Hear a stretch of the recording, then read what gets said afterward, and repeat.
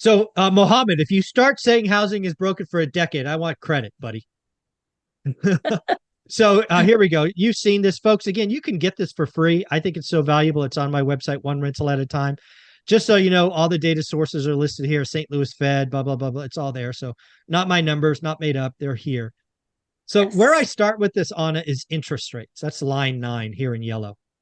In 1978, rates were 9.6. And as you see, it took over a decade for rates, the mortgage rate, to get below 9.6. That's where I start.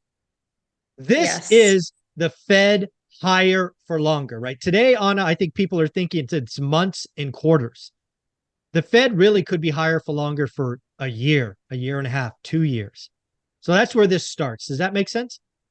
It does. And I think that the Fed is unlikely to really cut rates back to where they've been in the last several years because there is more inflation on the horizon. So I want to venture to say higher for a decade. We're not going back to No, 3.6% no, no. interest rates, in my opinion, for a very long time, if ever, unless we have major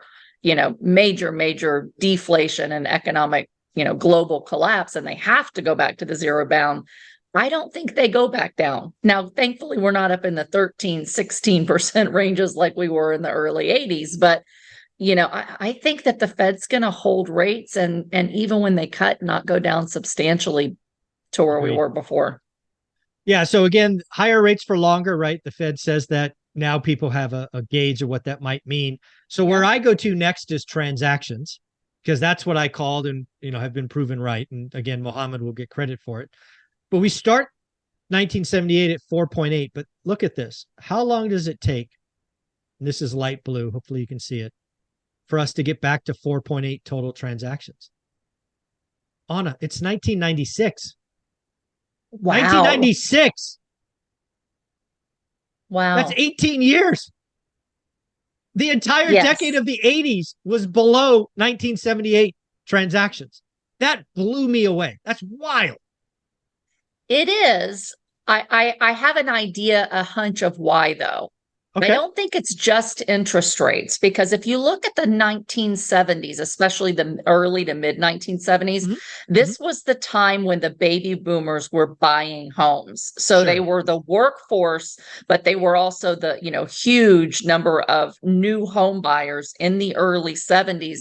And Mm-hmm. that's part of what created the mass inflation, that you had so many new people entering the labor force, spending money, buying homes. And so I do think that those numbers, those high numbers in the 1977 and 1979 range, I think that was household formation. So Could be.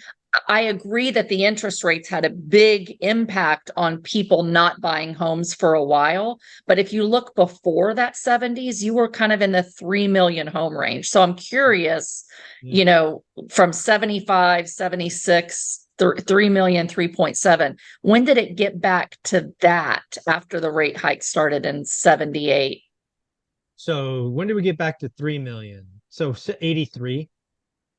83? Yeah.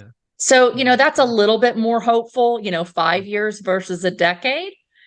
If household formation, because of ages and also because of interest rates came down a little bit. Yeah, this 77 to 78 is shocking to me. We basically added a million transactions Yes. between seven. It's just wild. It's I just think wild. that's why, though. It could be. Yeah, absolutely. I got to look into that. I got to look at household formations. That's something that's not on my spreadsheet. But you know what? I can go get it and we can figure it I out. would love that.